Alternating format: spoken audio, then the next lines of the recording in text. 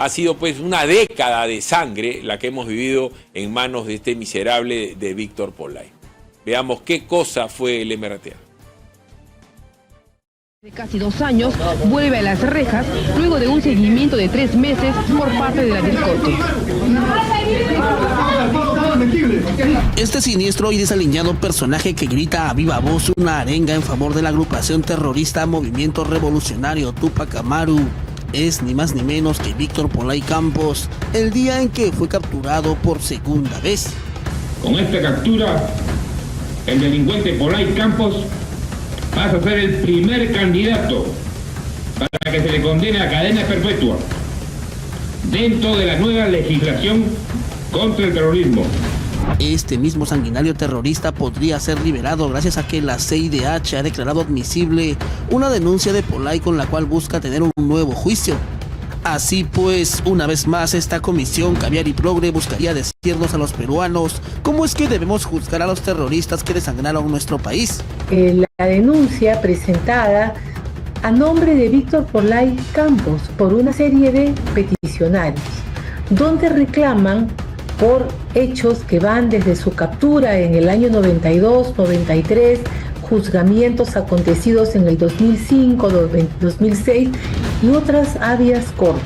Polay Campos fue líder del MRTA, esta sanguinaria organización marxista-leninista que aterrorizó al país con sus cárceles del pueblo y secuestros como la toma de la residencia del embajador del Japón.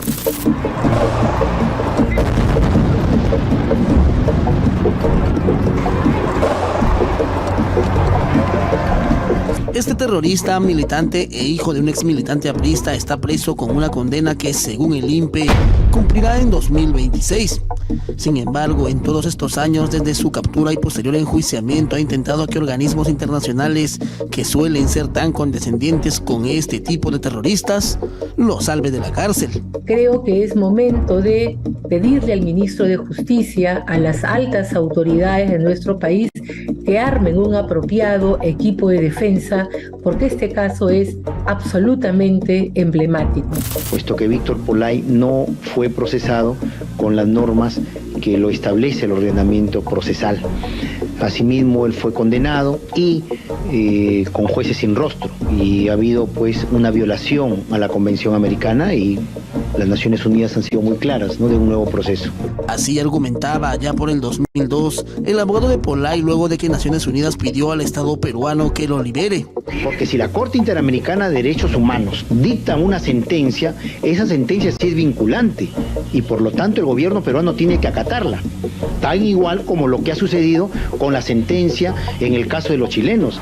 Según el informe de la CIDH, Polay Campos hizo la petición en 2007 y fue sumando información entre el 2011 y 2015. La parte peticionaria denuncia que el señor Víctor Polay Campos fue condenado por el delito de terrorismo en una decisión que violó su derecho al principio de legalidad y a las garantías judiciales, y que las condiciones carcelarias que se le impusieron afectaron su integridad personal. Así como lo oye, el terrorista Víctor Polay Campos se ha quejado ante la Comisión Interamericana de Derechos Humanos hasta por la situación que vive día a día en la cárcel. Quizá creyó que por secuestrar y torturar gente inocente merecía ser llevado a una suite, o tal vez para que se sienta más familiarizado a una tortuosa cárcel del pueblo, esos calabozos en donde encerraba a sus víctimas. Solamente podíamos conversar con nuestra familia una vez al mes durante 30 minutos con un comandante al lado.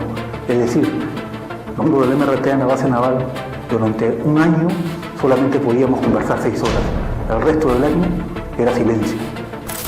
Después señala que ha sido objeto de actos de tortura desde el momento de su captura, como en el momento de su traslado del penal de Yanamayo hacia Lima, diferentes hechos que son mencionados con bastante detalle. El líder del MRTA estuvo preso 2 veces. La primera vez cayó en 1989 y fue llevado al penal Castro Castro, donde se escapó junto a otros terroristas haciendo un túnel.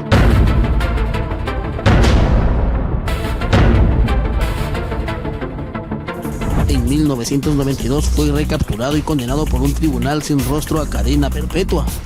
La izquierda internacional presionó al Perú por un nuevo juicio y las autoridades de ese entonces acataron de forma obediente. Queda para el lamentable recuerdo, por ejemplo, la comisión investigadora presidida por Diego García Sayán, que pidió un nuevo juicio para Polahi y otros terroristas. Tal como muestra esta publicación del peruano, en mayo del año pasado, una comisión investigadora presidida por el entonces ministro de Justicia, Diego García Sayán, recomendaba un nuevo proceso para quienes fueron juzgados por jueces sin rostro. Como si fuera un déjà vu de aquellos años en que Perú tuvo que someterse a caprichos de terroristas que clamaban por una justicia que sus víctimas nunca tuvieron, ahora la CIDH declara admisible este pedido. O sea, le da la razón a quien asesinó inocentes en nombre de una ideología enferma. La mayoría de ellos jóvenes que lo dieron todo por un ideal de justicia y que se encuentran con 10 o 15 años de prisión en promedio. Creo que ellos deben tener la oportunidad de volver a reincorporarse a la vida del país.